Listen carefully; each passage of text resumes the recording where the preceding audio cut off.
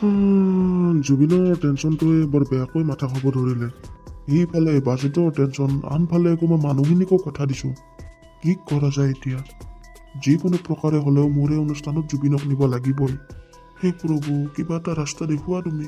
তুমিতো জানাই ন সকলো, ইমান কোটি টকাৰ বাজেট, আৰু যদি জুবিন নাযায় মোৰ গোটেই অনুষ্ঠানে লছ।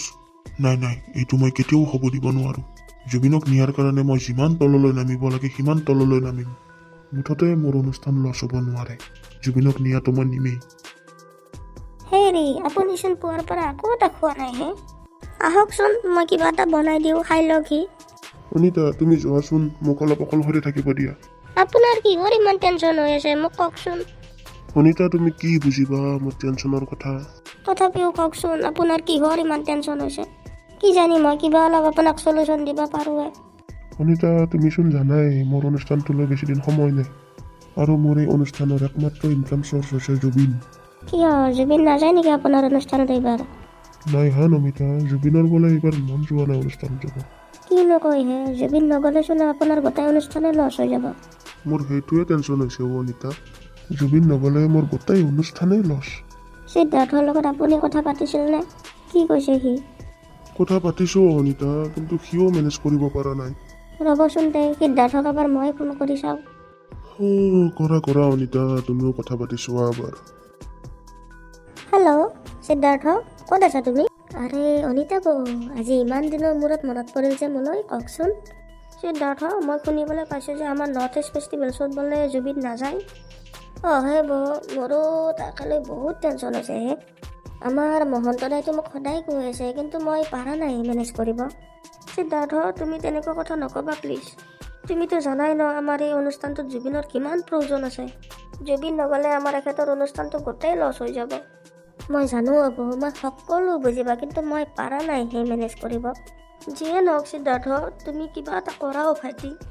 আমাৰ এই অনুষ্ঠানত জুবিনক কিবাকৈ হ'লেও নিব লাগিব সিদ্ধাৰ্থ। বিশ্বাস কৰক ভৌ, মই জুবিন দাক সদায় কৈছোঁ যে আমাৰ মহন্তদাৰ অনুষ্ঠানটোত আপুনি যেনেকৈ নহওক যাব লাগিবই। কিন্তু নাজানো বৌ, জুবিন দাই এইবাৰ অলপো ইচ্ছা কৰা নাই অনুষ্ঠানটোত যোৱাৰ কাৰণে। ভাইটি, কিবা এটা মেনেজ কৰাও। বাকী জুবিন দাক নিব পাৰিলে তুমি যি খোজা আমাৰ ফালৰ পৰা তুমি সকলো পাবা, কেৱল তুমি জুবিন দাক লৈ যোৱা। দিয়কচোন বৌ, মই যিমান পাৰোঁ চেষ্টা কৰিম। মই কোনফালে কিমান মাথা মাৰিম প্ৰভু। এইফালে এটা টেনশ্যনে মোৰ মূৰ খুলি খাইছে। দুদিন পিছত মই জুবিন দাক সকলো অনুষ্ঠানৰে হিচাপ দিব লাগিব।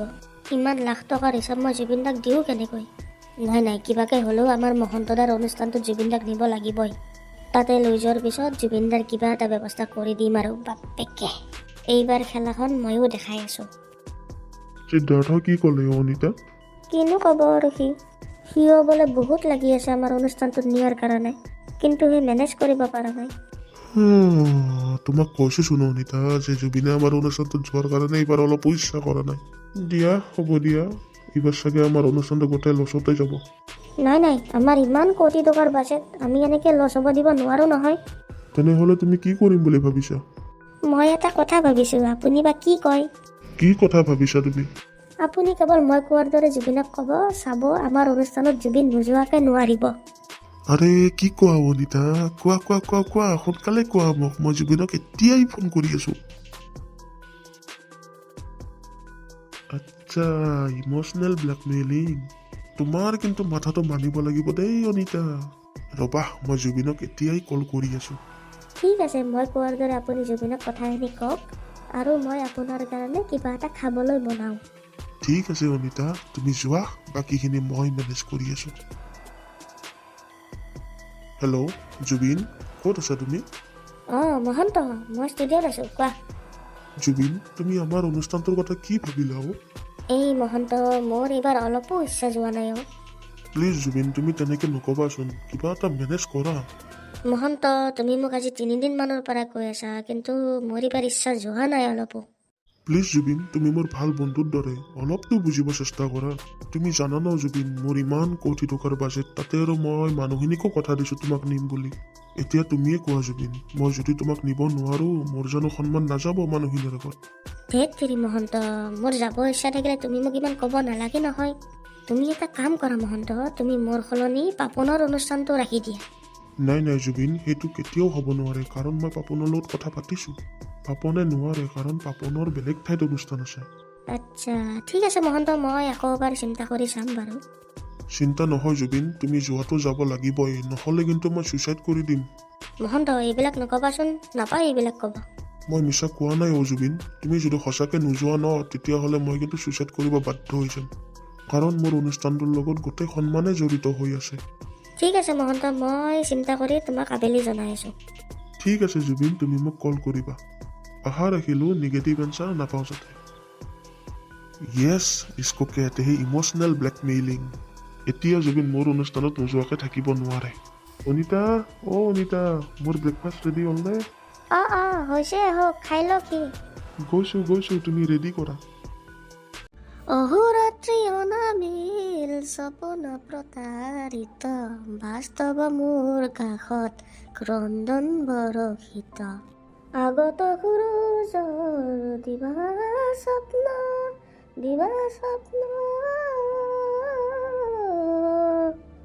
জুবিন দা, ৰাজা ক। আপোনাক লগ কৰিব মানুহ এজন আহিছে। কোন মানুহ ৰাজা? নাজানো কোন মানুহ, কিন্তু বহু সময় হ'ল আপোনালৈ অপেক্ষা কৰিব। তেনেহ'লে তই ইমান দেৰিলৈ মোক কিয় কোৱা নাই? আপুনি ৰেকৰ্ডিঙত আছিল যে, ভাবিলোঁ আকৌ মাতিলে ডিষ্টাৰ্ব পাব নেকি। ৰাজা, তই এটা কথা ভালকৈ জানা যে মই মিউজিকক যিমান ভাল পাওঁ তাতকৈ দুগুণ মই সাধাৰণ জনতাক ভাল পাওঁ। তই মোৰ বিষয়ে ইমান জানিও সেই মানুহজনক ইমান টাইম অপেক্ষা কৰিবলৈ দিলি। চৰি জুবিন দা, আপুনি আকৌ খং কৰিব বুলিহে কোৱা নাছিলোঁ। দে একো নাই দে। এতিয়া বলচোন কোন মানুহ চাই আহক। আহক, বাহিৰতে আছে। খুৰা, আপুনি বোলে বহু সময় ধৰি মোলৈ অপেক্ষা কৰি আছিলে, কিবা কাম আছিল নেকি? জুবিন, মই এটা সহায় বিচাৰিহে তোমাৰ ওচৰত আহিছোঁ। কেনেকুৱা সহায় খুৰা? আপুনি এবাৰ কওক, মই এতিয়াই কৰি দি আছোঁ। মই জানো জুবিন, তুমি যে না নকৰা, সেইবাবে মই তোমাৰ ওচৰতে আহিছোঁ। আপোনালোকেচোন জানেই মই সাধাৰণ জনতাৰ কাৰণেই জীয়াই আছোঁ। জুবিন, মোৰ এই ভৰিখনত কিবা এটা হৈছে, আৰু ডক্টৰে কোৱা মতে মোৰ এই ভৰিখন অপাৰেশ্যন কৰিব লাগিব। আচ্ছা, কিমান টকাৰ প্ৰয়োজন হ'ব বুলি কৈছে? বেছি নহয়, 50,000 এটা যাব, কিন্তু মই 30,000 এটা মেনেজ কৰিছোঁ। বাকী ৰৈ যোৱা 20,000টো মই মেনেজ কৰিব পৰা নাই জুবিন। আচ্ছা, আপোনাৰ এইটোহে অসুবিধা হৈছে। ঠিক আছে খুৰা, আপোনাক মই 20,000 টকাটো দিওঁ, আপুনি সোনকালে ভৰিখন অপাৰেশ্যন কৰি লওক। ধন্যবাদ দেই জুবিন, মই বহুত আশা কৰি তোমাৰ ওচৰত আহিছিলোঁ। খুৰা, আপুনি নাকান্দিবচোন, আপুনি মোৰ দেউতাৰ বয়সৰ হ'ব। আপোনাক যে অকণমান হ'লেও মই সহায় কৰিব পাৰিছোঁ, সেইটোৱে মোৰ বাবে ডাঙৰ কথা। মই বহুত দূৰৰ পৰা আহিছোঁ জুবিন, কেৱল তোমাক লগ কৰাৰ কাৰণে। বুজি পাইছোঁ খুৰা, আপুনি নাকান্দিবচোন, কান্দা বন্ধ কৰক। নাই জুবিন, এয়া মোৰ সুখৰ চকুৰ পানী। এতিয়া আপুনি কান্দা বন্ধ কৰক। এয়া লওক 20,000 টকা। তোমাক কি বুলি ধন্যবাদ দিওঁ জুবিন? একো নাই খুৰা, আপুনি লৈ যাওক আৰু সোনকালে আপোনাৰ ট্ৰিটমেণ্টটো আৰম্ভ কৰক। ঠিক আছে জুবিন, তুমি সদায় ভালে থাকা দেই বাবা, আৰু মানুহক এনেকৈ সহায় কৰি থাকিবা। মইতো আপোনালোকৰ কাৰণেই জীয়াই আছোঁ। ঠিক আছে বাবা, মই এতিয়া যাওঁ দিয়া ন। খুৰা যাওক। আপুনি কি অকলে আহিছিল নেকি? অকলে আহিছিলোঁ দিয়া। আপুনি ইমান দূৰৰ পৰা অকলে আহিছে, যাব পাৰিবনে? পাৰিম দিয়া জুবিন। ঠিক আছে বাবা, মই আহোঁ দিয়া এতিয়া ন। খুৰা যাওক, ভালকৈ যাব। দিয়া বাবা, ভাল হওক তোমাৰ। মানুহজনলৈ বেয়াই লাগে ৰাজা, ইমান দূৰৰ পৰা কষ্ট কৰি আহিছে। তাকেই জুবিন দা, এটা কথা কিন্তু মানিব লাগিব জুবিন দা, আপোনাক কিন্তু গোটেই অসমবাসী ৰাইজেই ভাল পায়। মই নিজেই নাজানো ৰাজা, এই সাধাৰণ মানুহবোৰক মই কিয় ইমান ভাল পাওঁ।